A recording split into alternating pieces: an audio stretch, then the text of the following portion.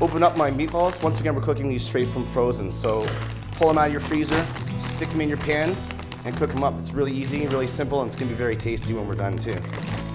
We're gonna be making a traditional sauce here. It's an old chef's favorite. It's really easy. We're gonna use just butter.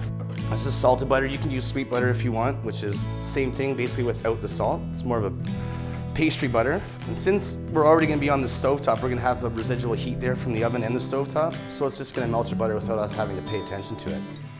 Now you can melt your butter first and then add Franks into it. But I put them in the same time so the flavors kind of mold together and get happy. They start dancing around together and just make it so much more appealing on the palate when you finally go to eat it. Okay, and now we're gonna go over to the stovetop. I'm only gonna put half the meatballs in right now because we're gonna do 2 different flavors.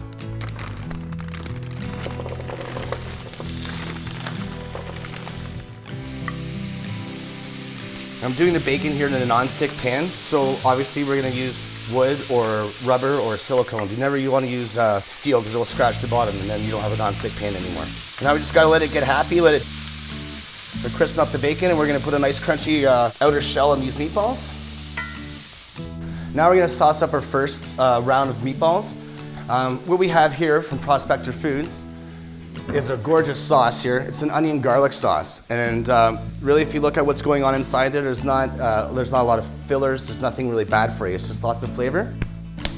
Little trick there is open up your jar. You can pop it on the bottom. If that still doesn't work, you can poke a hole in the top. You won't be able to use the lid again, but it's an easy way to open it up. I'm gonna put these guys in the bowl. You can see the nice color on there. Now, because the meatballs are already warm, we're just gonna thin down the sauce pretty much right away because of the natural heat, the residual heat. So it's just the same idea as infusing our sour cream or our butter. This sauce is gonna coat the meatballs and kind of interact together. When we go to warm these up later, what's gonna happen is we're gonna start to caramelize that sauce and give it even more of a crunch and more of a bold flavor. So we can set these aside while we start finishing off other things. Okay, we've safely rotated our chicken wings and our pierogies. We got our cast iron pan right back up to the temperature we want. And go our second round of meatballs. Now, this is where we saved our bacon fat for as well. So we've got the flavor of the bacon, obviously in the bacon, going into our onions as well.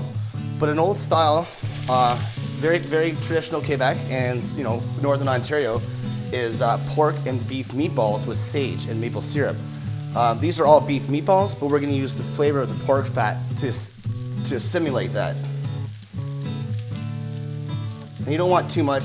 A little bit of bacon fat goes a long way. My stomach's starting to talk to me now. I can smell all these wonderful flavors going on.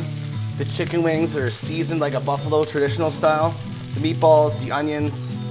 It's all starting to come together, and I can feel myself salivating. And that's one of the things about food, is that your sense of smell, it really is what's setting it off. 80% of your taste buds is through your nose.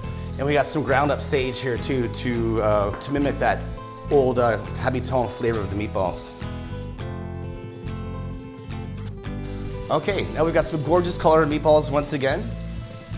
And like I said before, because the maple syrup is so high in sugar, we don't want to be using too much heat with it, otherwise we're going to burn it. Take it off. And smell that gorgeous pork fat and the meat all coming together.